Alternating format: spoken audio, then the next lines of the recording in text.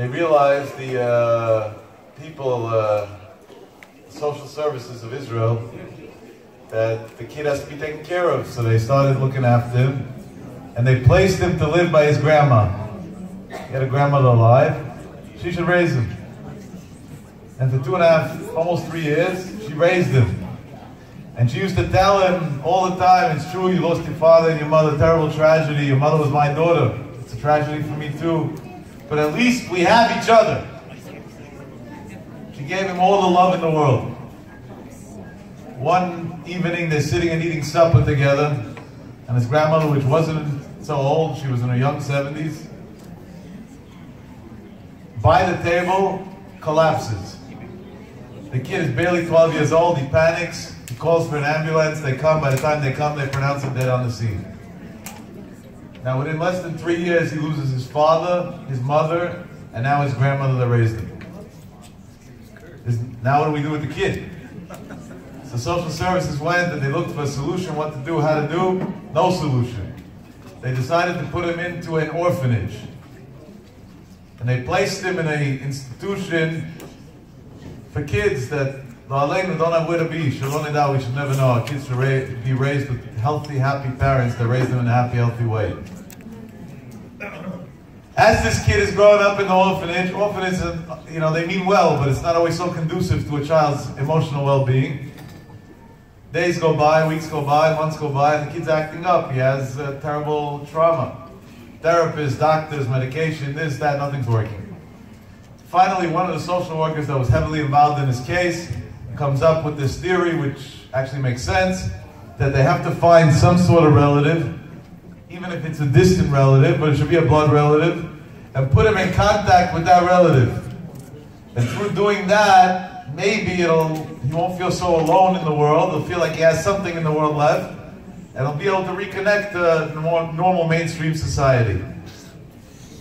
They do a lot of investigation, research, and they come up with a crazy fact.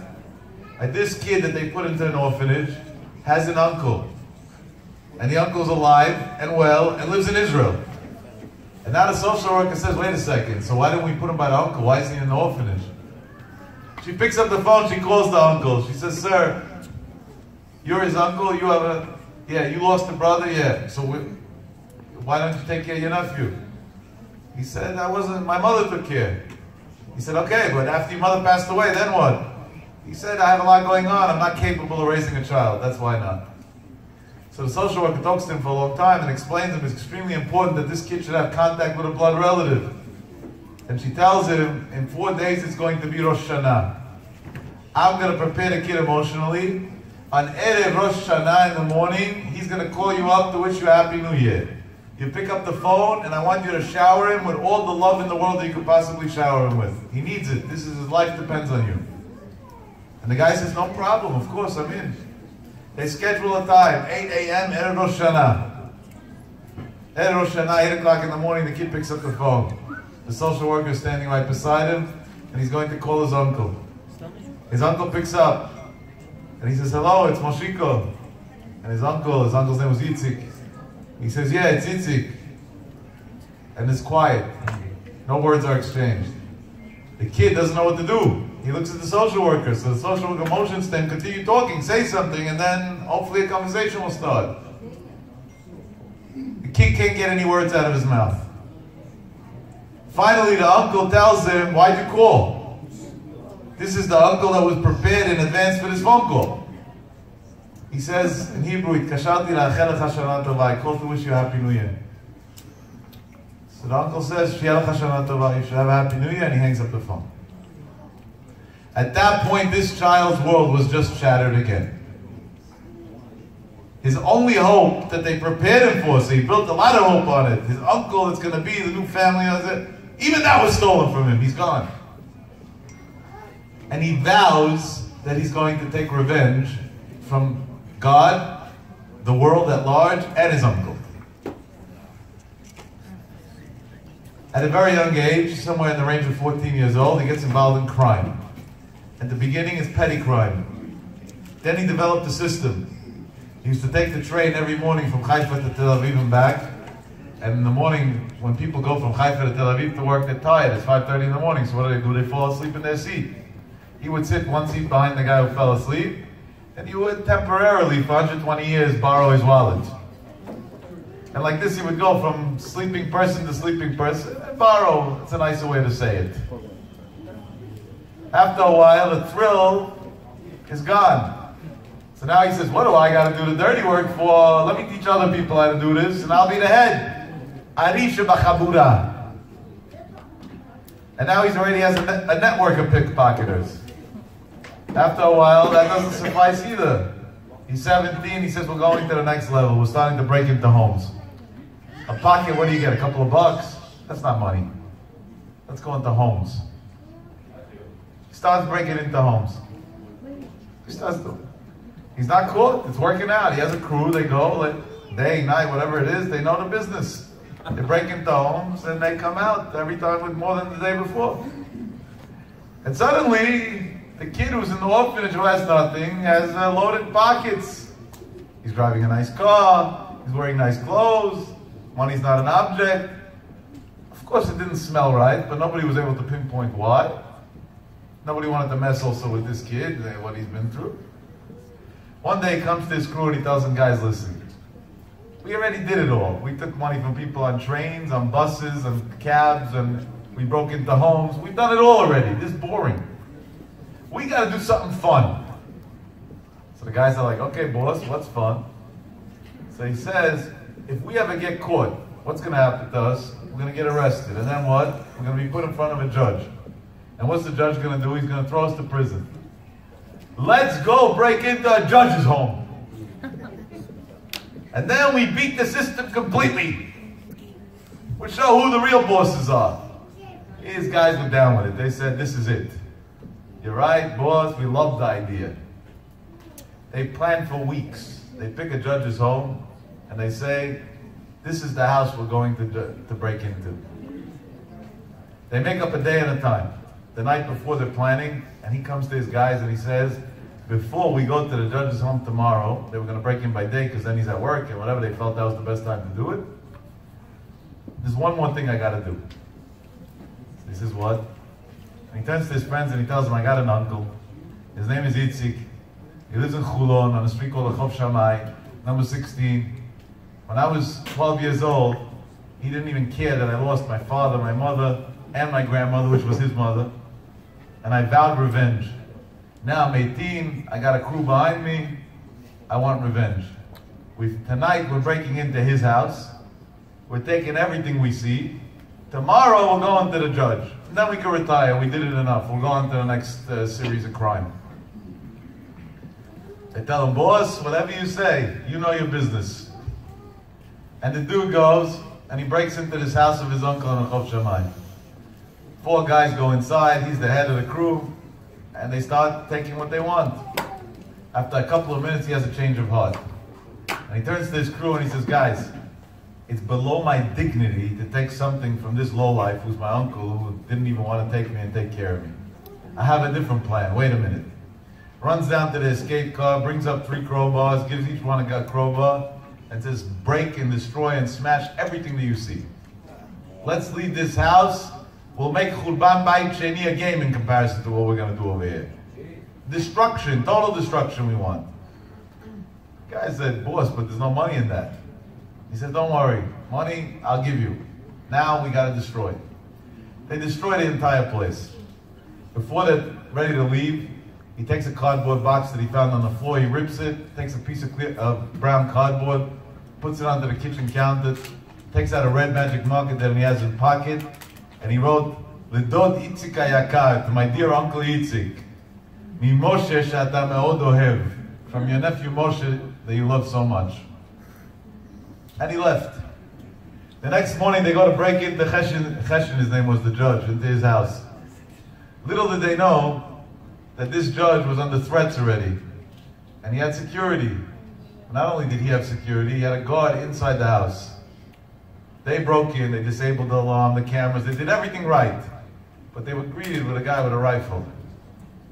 And they were arrested. Doomsday came. Instead of them beating the system beat them. And in English there's a saying, you do the crime, you pay the time. And now this is not just armed robbery. This is breaking into a judge's house. This is a chutzpah sheba chutzpah. It's as bad as it comes. It doesn't get any worse than this. This guy stands in front of a judge. The judge asks him, did you do it or not? Normally you plead not guilty, you hire a lawyer, and you start negotiating. He says, guilty as charged, judge. The judge says, you're a young kid. Even though I shouldn't do this, I'm going to do this anyway. Say you're not guilty, get a lawyer, and you have rights. This is a democracy. He says, no lawyer, no public defender, no nothing, guilty as charged. I did it. So the judge wants to wake him up. He says, you know, if you really sign a guilty thing over here, I could put you away for 10, 15 years easily. He says, judge, listen to me and listen to me good. I have nothing in this world. The only thing I had in this world was crime. Now that crime is taken away from me, there's nothing left. Put me away, and not just put me away. I'm asking you for a favor. Give me the max possible sentence allowed by law. And he said, the max sentence for the crime I did is 15 years. So I want to tell you something, Judge. Not only did I break into one of your buddies' houses, and he starts taking out and showing him, I broke into this house. He says, you know that car that was stolen? That was me too. You know this guy that reported his credit card stolen? That was me too. You know this? And he's giving him crime after crime after crime, feeding it to the court, feeding it. Says, look how many crimes I did.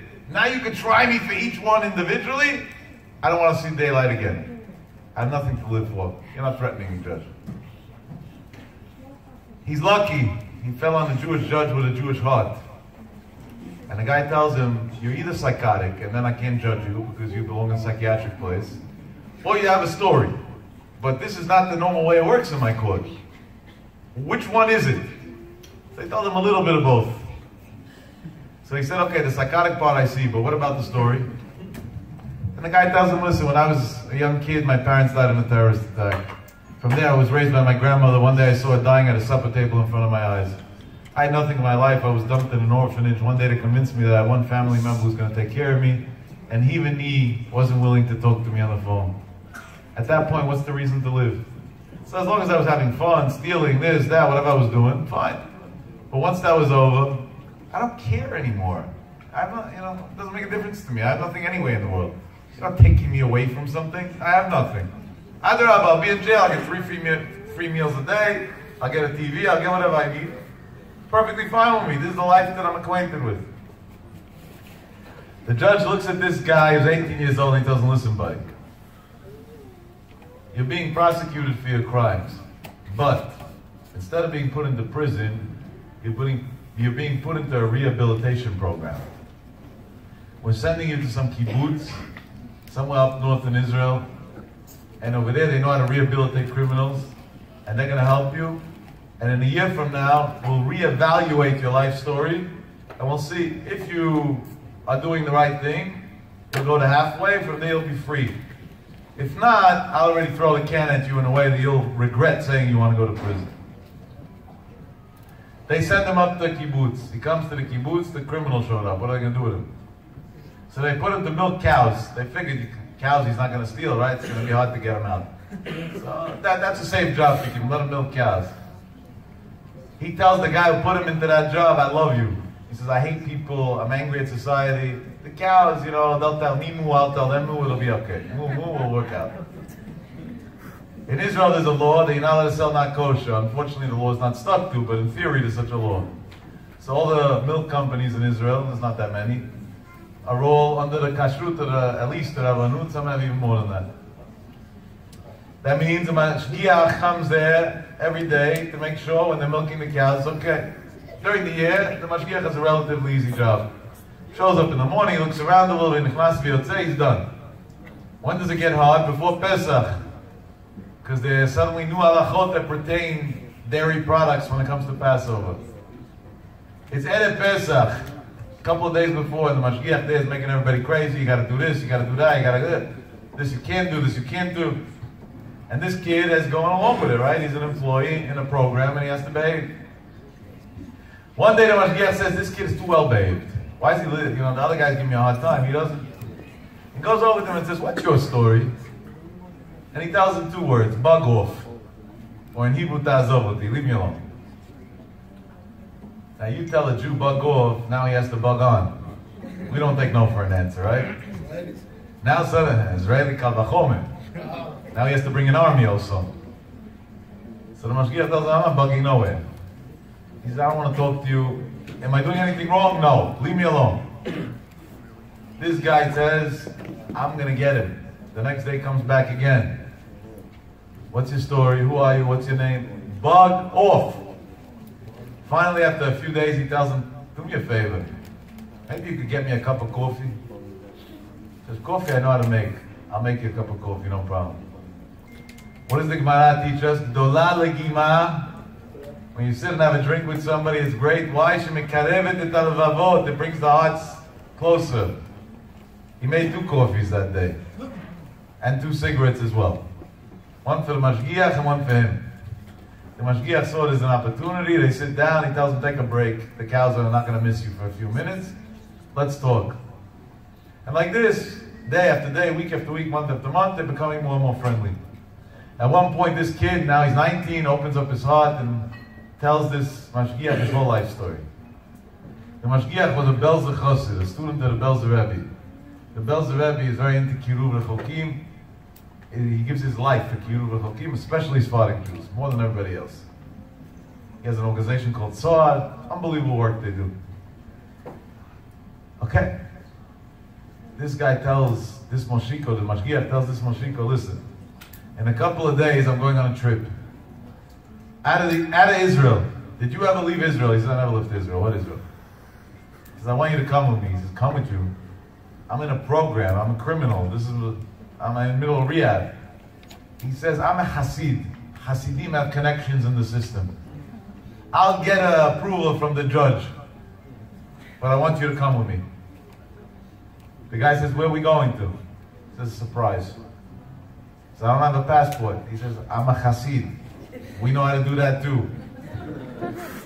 He says, what do you mean? I don't have anything. He says, you just say the word yes, and from there, leave it up to me. All right, I got nothing to lose. Let's go. Whatever you want. The Belzer Rebbe has a big block vote in Israel. It's called Agudat Yisrael. Of course, they can get things done very quickly. This guy in 48 hours had the approval for a judge to leave for 10 days of Israel, and a passport and whatever else they needed. But there was one condition. This Hasid had to sign like a bail bond, like a guarantee, that he's bringing this guy back to Israel, to this place that he's in this program. And he doesn't have that type of money. So he put his house as a guarantee. That if the kid escapes on him, he's homeless in simple English. What don't you do to save a life? And he takes this guy. Where they going to? He was going to Kivrot Tzadikim all over Poland, Ukraine, all these places. And he takes them to the Rabbi Melave, to this one, to that one, to all the rabbis, Rav Nachman, you name it, he takes them all. Now this guy don't know anything about this stuff. So every time they come to a grave, he turns to them and he tells them, listen buddy, this is the rabbi, this is what his legacy was, this is what his teachings were, this is what he did. Gives him a little bio so he shouldn't be bored, he should know what's going on. They made a whole circle, grave after grave after grave. It's the 9th day, the day before they're going home. And they end up in their last destination along the way, which was Badichov. In Badichov is buried the famous tzaddiks, Rabbi Yitzchak Metzor Sasha, Badichov, Zchutay Yagen Aleinu Al Kol Yisrael, Amen. The Gdolim taught us that just to say the name of Rabbi Yitzchak Metzor Sasha brings down blessing and mercy to the world, just by mentioning his name. Sanegoram Shel Yisrael. He was the best attorney ever. No offense to the attorneys in the room. He always found a way to find something good about a Jew. Never had a bad word to say about a Jew. I'm not going to repeat all the stories that you know. I'm just going to give you one that you probably know also, but this is the one that is my favorite. One year was Kippur before Ne'ilah. Rabbi Yitzchak, his mind was in Shamayim. His mind wasn't in the world that we live in. And he sees that God is not accepting the prayers of the Jews. And he's looking for a case to get the prayers of all Am Yisrael up. And nothing's working. And he said, if I can, nobody can. He was the one that God listened to most. So he told the Hasidim, we can't pray Ne'ilah now. I got to figure things out. Leave me alone. I'm going to breathe some fresh air. And he said he's going to go outside. And as he walks out of the synagogue, he sees a young Jewish boy sitting on the steps of the synagogue on Kippur eating a sandwich, basar v'chalav.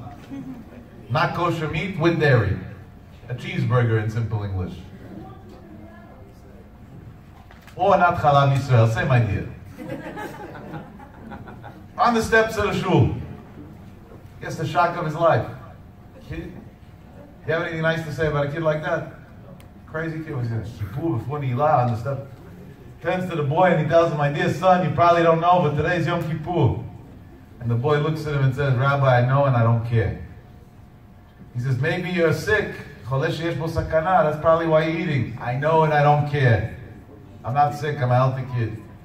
Maybe you don't know you have to eat kosher meat. I know and I don't care. Maybe you don't know you can't eat meat and dairy. I know and I don't care. Maybe you don't know that even if you're doing it, at least do the Amirah B'Tzinah, not the Farhesia in public. I know and I don't care. Maybe before Neilah, come into the synagogue for 1 minute. No way, because I know and I don't care. Anybody has anything nice to say about such a person? Probably not, right? This one, gone. That's why we're not Rav Yitzchak Midvaditcha. Rav Yitzchak Midvaditcha looks up to Shammai and says, Ribono Shel Olam, look how beautiful Am Yisrael is. You have a kid who eats on Kippur, basar v'chalav, not kosher, on the steps of a synagogue, and he never leaves go of the midat ha'emet. He'll never lie to a rabbi. I asked him, he told me the truth. I know and I don't care. And then he walked back in and he said, now in Shemayim they accepted the prayers of Am Yisrael and they started the prayer of Neilah. You hear who got the prayers of Am Yisrael up 1 year to Shemayim? Unreal. And like this he tells them the story. And he says in life we have to judge everybody favorably. Fine. They say a little prayer like they did in all the other graves. They go back to the hotel. The next morning they take a flight. They come back to Israel. They land in Israel. This guy's going back to the cows. Before he goes back, this mashgiach that took him says, buddy, I still got 2 more places that I want to go with you. He says, what places now? That's it. The trip's over. I had a good time. It was very nice. I love you. You're a good guy. And life goes on. We got more. He says, where? He says, by me, everything's a surprise. Takes him on a little journey in the car. I'm not advising you to do this today because you might not make it out. It might be a one-way trip. To Shechem, Yosef HaTzadik's grave. Takes him to Yosef HaTzadik's grave and he tells him, wait a second, Rabbi, I don't get it. It took me to all the dead people in the whole Europe. Now more dead people are done, enough. He says, this is a special grave. He said, what's so special about this one? He said, Yosef had brothers. They sold him. They hated him. They were jealous of him. They did everything possible bad to him. And at the end, when he told them, Ani Yosef, he let it go, and he told them, Atem chashavtem alay lera'ah, we studied it today. Va'elokim chashava l'tovah. It was all from God. I let it go. Nothing happened. And he turns to this Moshiko and he says, Moshiko, it's true your uncle did you bad, but learn from Yosef HaTzadik. Learn from Rav Yitzchak Midvaditcha. We have to judge people favorably, and we have to let it go. Over here by Yosef HaTzadik's keva, I want you to say that you forgive your uncle wholeheartedly. And he looks at him and he tells him, no way, that ain't happening. And he talks to his heart more and more and more. At the end he tells him, you know what, even if you don't mean it, just say it out of your mouth. Lip service. We call it fake it until you make it. He said, that much I'm willing to do. And he says, not for my uncle, not for God, for you. You took me, you're a good guy, you helped me out. You want, that's your request? No problem. I forgive him. He didn't mean nothing. He said it. He says, okay, now I can go back to my place? He says, no, we got one more stop. He says, what? He said, until now, 10 days I took you to the people that were dead already. Now I'm going to take you to a place of people that are getting close to being dead. And he takes him to an old age home. A very old age home. And when they walk in there, this mashgiach is a popular guy. Everybody knows him. All the old men and ladies know him. This one says, tell me about Torah. The other one says, tell me a good joke. The third one says, tell me a good story. It seems like he's a frequent visitor over there. And at one point, he's not going to go from person to person. There's 100 people there. He says, everybody come into the main area, sit around in a circle, we'll sing songs, I'll say stories of Chassidut, we'll do it all together. And he says a few stories, he starts singing some songs. They come to one song, and the words of the song are, Ki chazdecha gadol alai, Itzalta nafshi min sh'ol tachtiyot. We praise God, your chesed, your kindness is great, because you saved my soul from the depths of the world. And they sing the song, it's a beautiful tune also. If I would know how to sing, I would do it, but what should I do? That's not my specialty. And even though with today's singers, anybody could sing, I think. Definitely not worse than a country singer or a hip-hop artist. But one way or the other, they finished singing the song, and this guy, this kid, Moshiko, sitting there, some old guy sitting near him to his left side, says, Rabbi, sing it again. And this mashgiach starts all over again, sings the whole song again for him. They're done round two, he says, sing it again. Third time. The fourth time he said, sing it again. This Moshiko lost his patience already, up to here. He says, dude, enough, you heard it 3 times already, shut up. Next song, let's move on to something else. And the guy doesn't even turn to answer. Without turning towards him, he just tells him, what do you know about life? So Moshiko turns to this guy and he says, you can't even look at me when you talk to me? You have no respect? I know a lot about life. And the old man tells him, I know a lot about life too. And he says, oh yeah, you want to match life stories? And the old guy says, sure. How old are you? He tells him, I'm 19, almost 20. He says, so your story's going to be a lot shorter, because you were around for a lot less years. You start first. And he starts. He says, I was raised in a beautiful home. I had wonderful parents.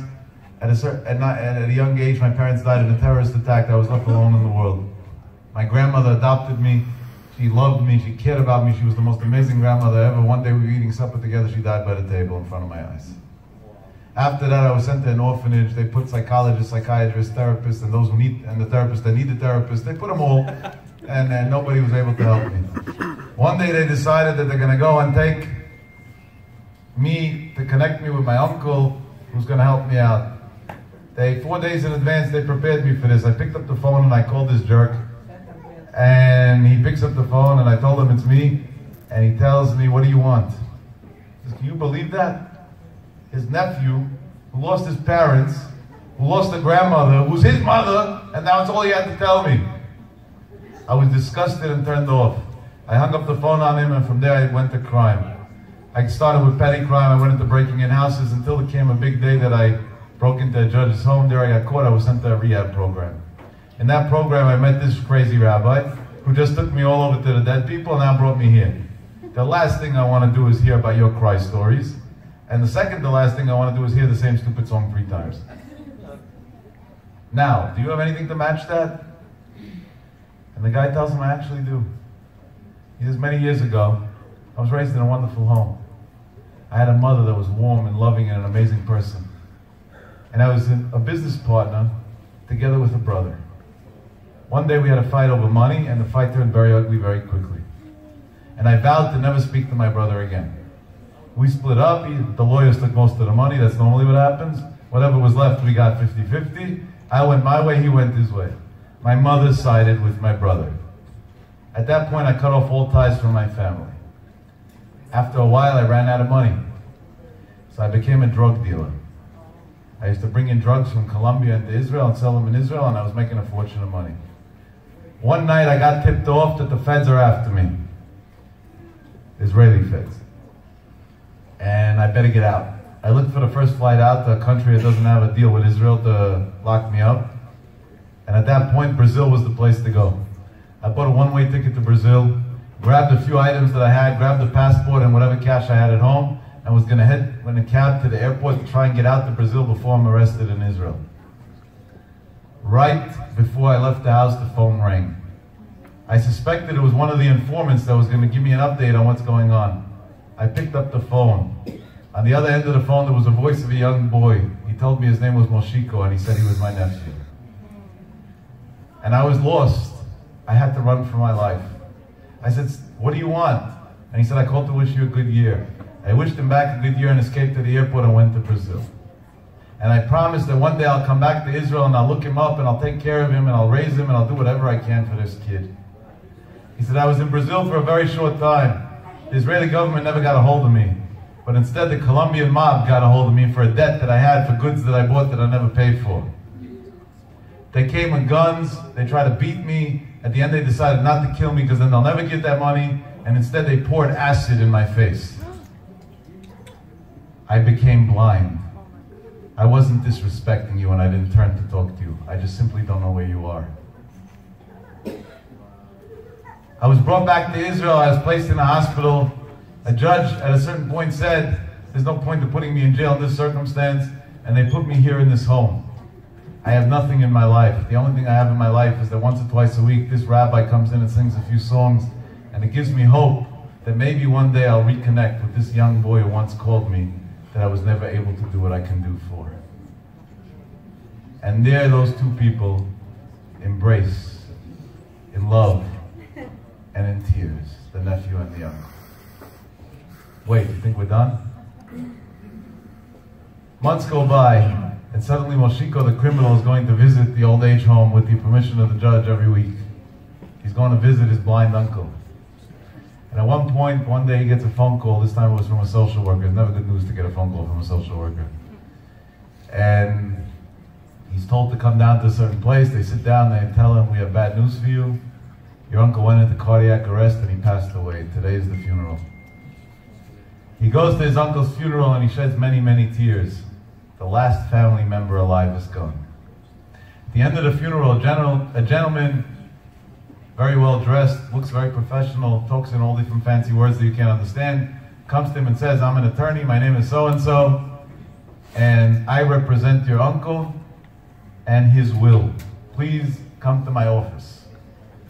He goes to his office, he sits down and he says, your uncle inherited everything he owns to you. We did a little search. In the banks he doesn't have much money. There's not much going on, but there's one thing that's worth a lot of money. In Chulon, on the Chov Shammai 16, he has a beautiful apartment that costs a fortune of money. Here's the keys, here's the deed, it's yours as a gift. And he takes a cab to the street. And he goes to the address. And he walks up a flight of stairs. And he unlocks a door. And he walks into a house. And he sees destruction everywhere. He sees smashed windows, smashed doors, everything broken. 3 crowbars and a cardboard box with red letters on it. To my dear uncle Itzik, from your nephew Moshiko, that loves you so much. Rabotai, this is the story of life. Everybody has something inside that's hurting him. This one did this to me, and the other one did that to me, and the third one this. Everybody has their list. And we're all living like miserable people for no reason. And we don't realize one simple thing. What you do good to yourself. And when you think you're hurting somebody else, you're not hurting anybody. You're hurting yourself. You're destroying yourself. When you hold on to hate, you're hurting yourself. When you hold on to machloket, you're hurting yourself. When you hold on to hurt, you're hurting yourself. Nobody else. And when you do good, comes back.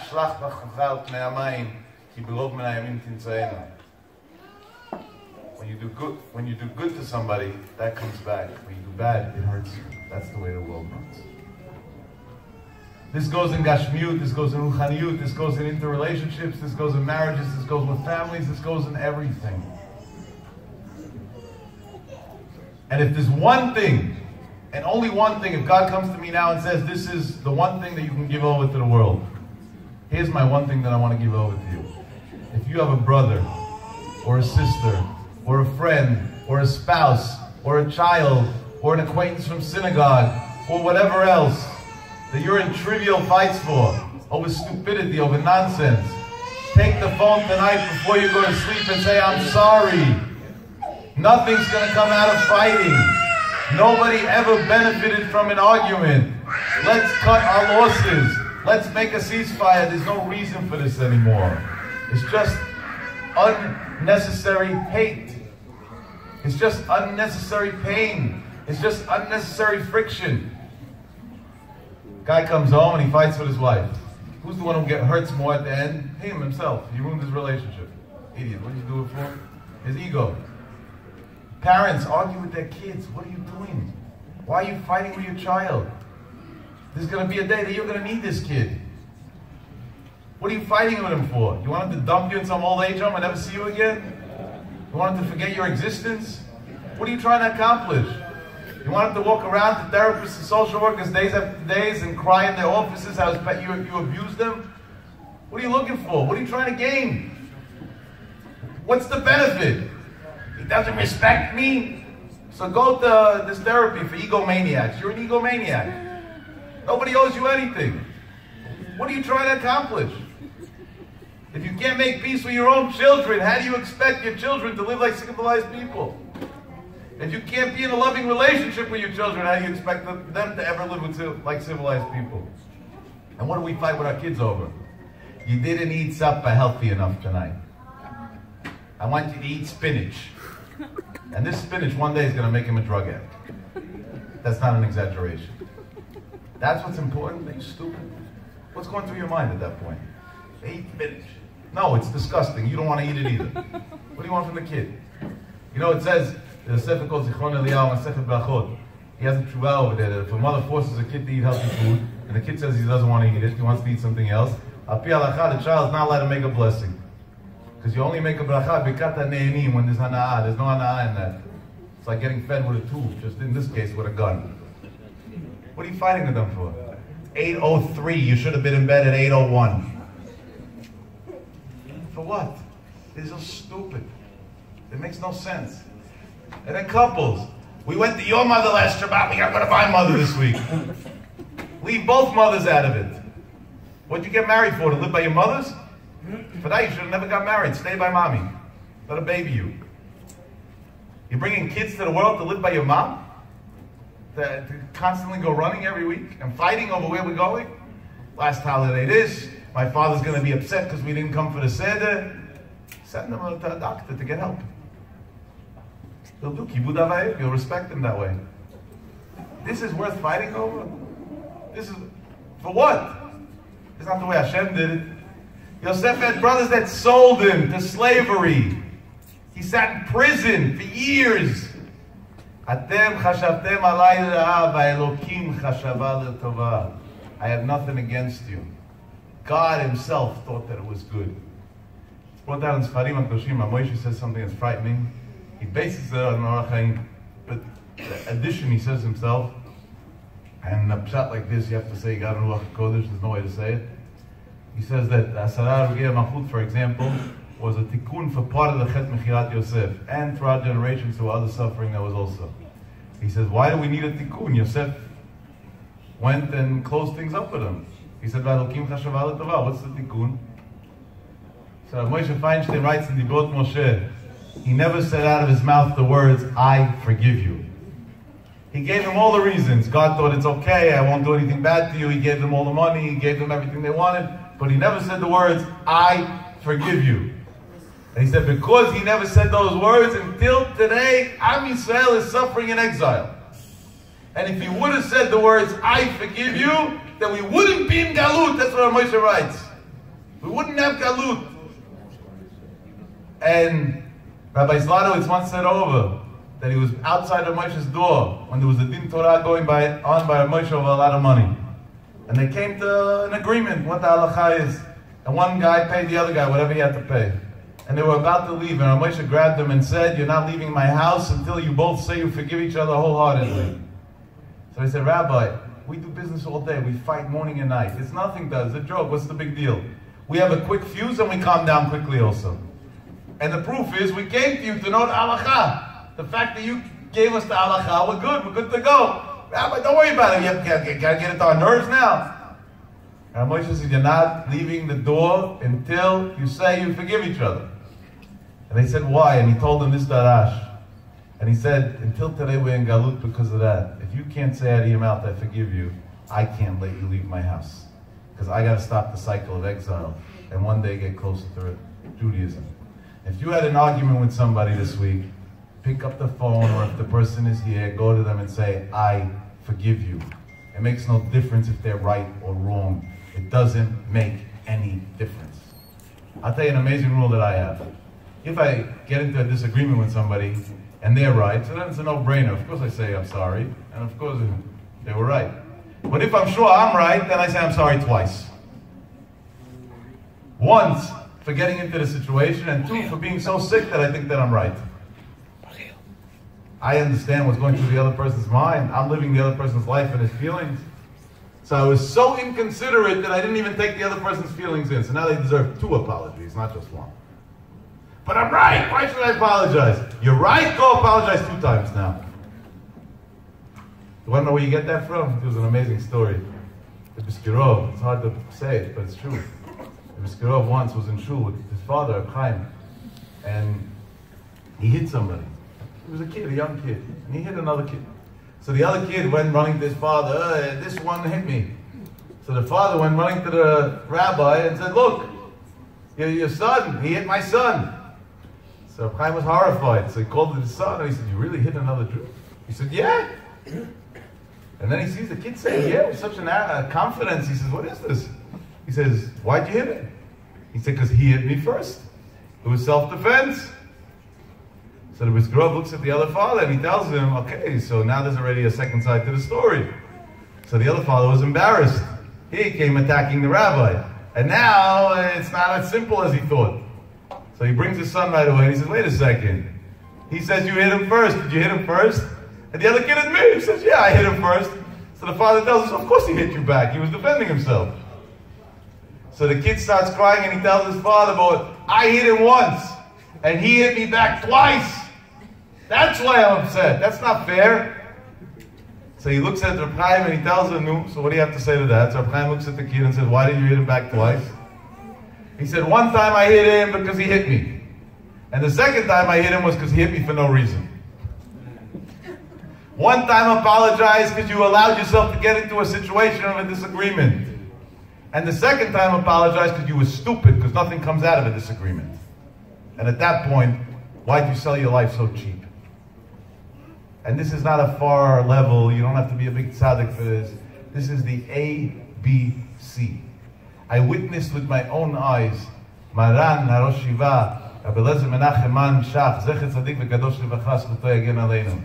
Ask Mechila from a boy who was 11 years old. And what did he ask him Mechila over? That he gave the kid 2 bars of chocolate. Rav Shach was very old and his hands were shaking. So when the kid took the chocolate, one of the 2 bars fell on the floor. And until the kid didn't say out of his mouth, I forgive you, he didn't let the kid leave. What do you mean? He was giving him a gift. Say thank you that he looked at you at all. Rav Shach, you're 11 years old. And I saw this with my own eyes, not books, stories, whether they did or didn't happen. Rav Shach understood that a kid has feelings too. And he doesn't understand that Rav Shach at that point when he handed him something was old and that's why it slipped. To him it was Rav Shach gave it to me but not with his whole heart. That's how far he understood a young child's feelings. That's how extreme he understood the way a kid thinks. The whole Am Yisrael's on him. And he wouldn't let the kid leave the house until the kid tells the Gadol Hador, I forgive you. And don't worry, that kid went out with a lot more than 2 bars of chocolate that day.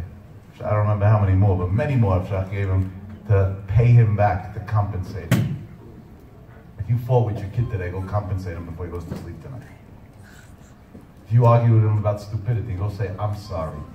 I'm a parent, I'm responsible, and I'm not scared, and I'm not embarrassed. I made a mistake, and I'm sorry. You know what that kid's going to do one day? He's going to be a Torah giant. You know why? Because you can never fight with somebody who loves you. You can never fight with somebody who accepts you. You can never fight with somebody who understands you. You can only fight with somebody who you think doesn't understand. Because Baruch should help that the one thing, at least one, I hope many more than one, but if there's one thing that comes out of this night and this great beautiful Shabbat that we had together, it should be that machloket should no longer exist amongst us. And with that, bevadai, we'll see Mashiach Tzidkenu b'meira, amen v'amen.